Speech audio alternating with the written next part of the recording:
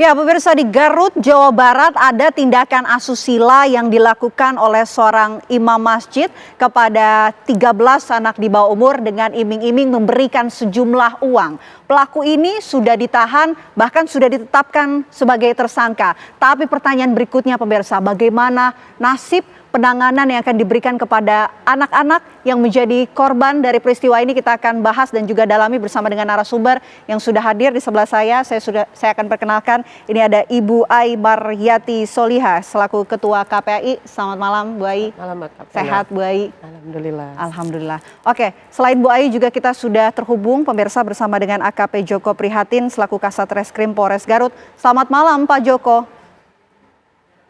Selamat malam, Mbak Bena. Bu Ai, izin saya mau ke Pak Joko terlebih dahulu ya. Pak, ini ketika saya membacakan berita ini sangat marah. Bagaimana juga dengan keluarga ini, pasti perasaannya sama seperti saya. Tapi kami ingin tahu, Pak, sejauh ini informasi yang kami dapatkan ada 13 korban anak di bawah umur. Apakah ada informasi terbaru yang pihak kepolisian dapatkan mengenai jumlah korban ini, Pak? Ya, Mbak Bena, mungkin bisa saya jelaskan. Memang kita pada tanggal 21 Mei kita menerima laporan dari orang tua anak korban. Kita melakukan penyelidikan bahwa di wilayah Cikajang itu ada oknum imam masjid atau guru ngaji juga di salah satu masjid di Cikajang, yaitu melakukan dugaan tindak pidana perbuatan cabul terhadap anak di bawah umur. Nah, kemudian dalam serangkaian penyelidikan kita menemukan fakta-fakta dan ternyata jumlah korban yang sampai saat ini kita sudah memeriksa korban berjumlah 15. Jadi sudah mencapai 15 dari 2 hari ke belakang itu sudah 15. Kita sudah melakukan langkah-langkah untuk anak korban sendiri. Ya, anak korban sendiri kita sudah melakukan koordinasi atau pemeriksaan psikologi dari UPT PPA di Kabupaten Garut, juga dari Dinsos Kabupaten Garut. Dan selanjutnya kita sudah melakukan juga serangkaian tindakan, visum, dan lain-lain. Jadi tersangka sendiri, IG ini, yaitu oknum imam masjid ini sudah kita tetapkan tersangka dan sudah kita tahan.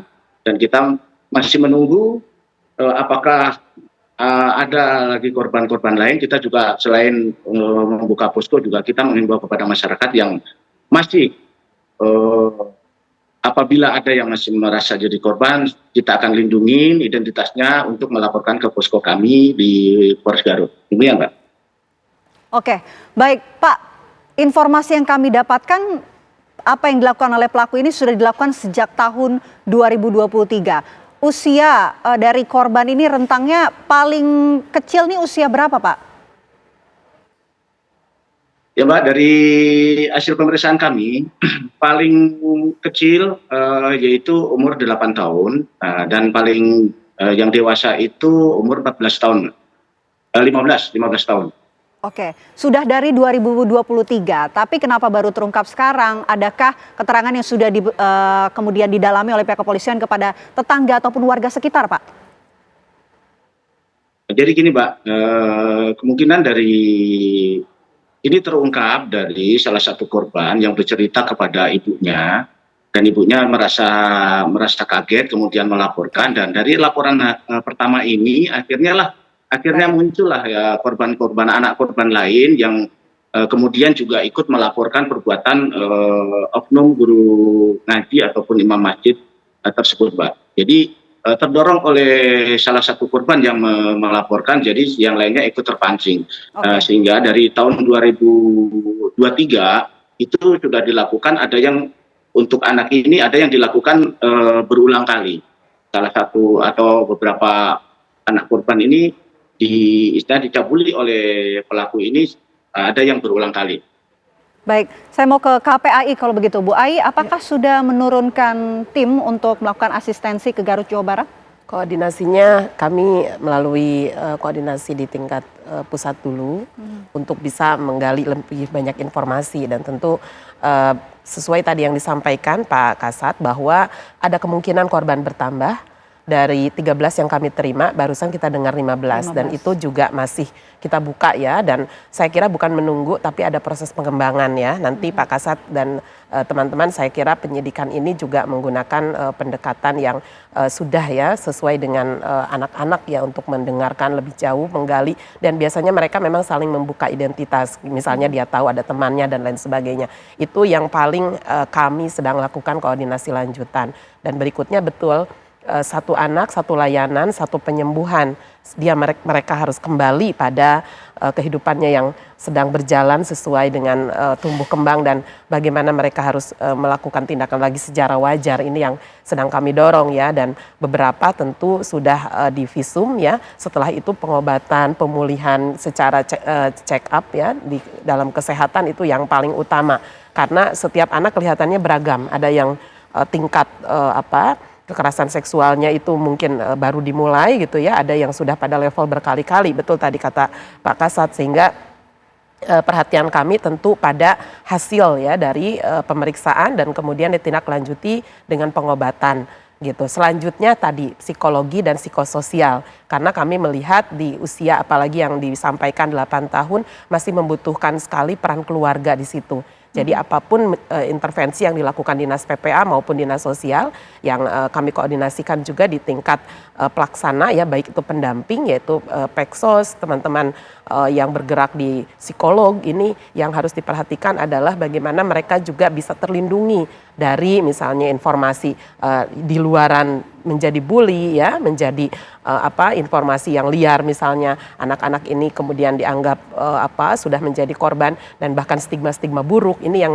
kami pastikan supaya semua bekerja untuk memberi perlindungan sekaligus ya tadi memperoleh hak-hak anak-anak ini secara wajar, dan dia juga bisa tetap bersosialisasi, tetap sekolah saya kira, dan bekerja sama dengan pihak sekolah untuk memperlakukan secara wajar. Tidak ada hal-hal yang stigma buruk ya kepada anak-anak korban kita. Bu Ai, artinya pemulihan ini juga dilakukan berbarengan bersama dengan orang tua juga? Ya tentu, karena orang tua ini akan mendampingi step-step anak tersebut. Sekaligus ketika dia di rumah itu kan juga mendapatkan pemulihan juga. Begitu pula keluarga gitu. Kita tidak bisa membayangkan kalau keluarga kita saja yang mendengar betapa geram, apalagi orang tua ya dan keluarga yang menerima anak ini gitu. Ini yang juga harus dalam pendekatan-pendekatan psikologis gitu. Sehingga bagi kami memang peristiwa seperti ini dari mulai korban, keluarga korban, berikutnya juga sekolah harus memberi dukungan gitu ya, lingkungan tempat dia bermain, ini ekosistem pemulihan yang harus juga memberi kontribusi pada anak-anak ini kembali pulih. Bu Ai, untuk memindahkan ke tempat khusus agar pemulihan anak ini bisa berjalan ada lebih yang baik? sampai seperti itu. Makanya sebetulnya Pak Kasat, saya juga ingin bertanya koordinasi di tingkat penyelenggara apakah juga sudah berjalan. Misalnya kalau kami tadi kan bertanya itu sudah dalam perlindungan PPA sudah gitu ya. Tapi maksud saya apakah juga ada yang anaknya dibawa misalnya ke tempat perlindungan ya, balai rehabilitasi. Tapi kan Bapak juga masih meminta berbagai keterangan misalnya. Nah ini dipastikan perlindungannya mungkin Pak apa sudah sampai ke arah sana? Pak Joko, silahkan Pak, perlindungannya sudah sampai ke arah sana? Oh ya. Memang kita sudah selalu berkoordinasi dengan UPT PPA Garut ya, juga P2 TP2A sama dinas sosial. Jadi untuk anak ini memang perlakuannya memang harus khusus ya, perlakuannya khusus karena menyangkut dengan psikologis anak yang masih masa depannya masih panjang, kemudian ini merupakan aib bagi keluarga dan anak. Maka dari itu kita selalu berkoordinasi dengan UPT PPA Garut untuk melakukan pendampingan untuk memberikan pemulihan psikologis para anak korban ini supaya menjadi mentalnya menjadi kuat dan kembali lagi menjadi ceria. Dan memang ada beberapa yang kemarin kita gali dari orang tuanya bahwa ada yang gampang marah dan jadi malas sekolah ya. Itu ada berbagai keluhan dari para orang tua, jadi kita memerlukan juga pendampingan intens dari psikolog, terutama dari P2 TP2A atau PTD PPA Kabupaten Garut. Kita selalu berkoordinasi. Oke, Pak Joko, apakah pelaku ini juga bekerja sendiri atau ada potensi pelaku lain? Untuk sementara memang dia sendirian itu, sendirian. Jadi selain dia itu sebagai imam masjid, setelah maghrib itu melakukan atau mengajar ngaji anak-anak tersebut. Jadi, tapi untuk dilakukannya itu di rumah pelaku atau di rumah pelaku dan juga di kios buah milik pelaku. Jadi di dua tempat tersebut setiap melakukan perbuatan cabulnya di tempat tersebut, di kios dan di rumah pelaku. Oke, kemudian pasal yang dikenakan terhadap pelaku ini apa, Pak? Ancaman hukumannya berapa lama paling lama? Ya, untuk pasal yang kita terapkan yaitu pasal 76E junto pasal 82 ayat 1 Undang-Undang RI nomor 17 tahun 2016 tentang perubahan kedua atas Undang-Undang RI nomor 23 tahun 2002 tentang perlindungan anak dengan ancaman hukuman karena ini dilakukan lebih dari satu, jadi ancamannya 20 tahun penjara. Oke, ancamannya 20 tahun penjara. Baik, saya mau kembali ke Bu Ai. Ini sudah dijabarkan pasal yang dikenakan termasuk juga dengan ancaman. Termasuk juga apakah anak-anak korban ini perlu identitas baru, Bu, untuk bisa kembali melakukan ataupun kembali beraktivitas seperti biasa ke depannya?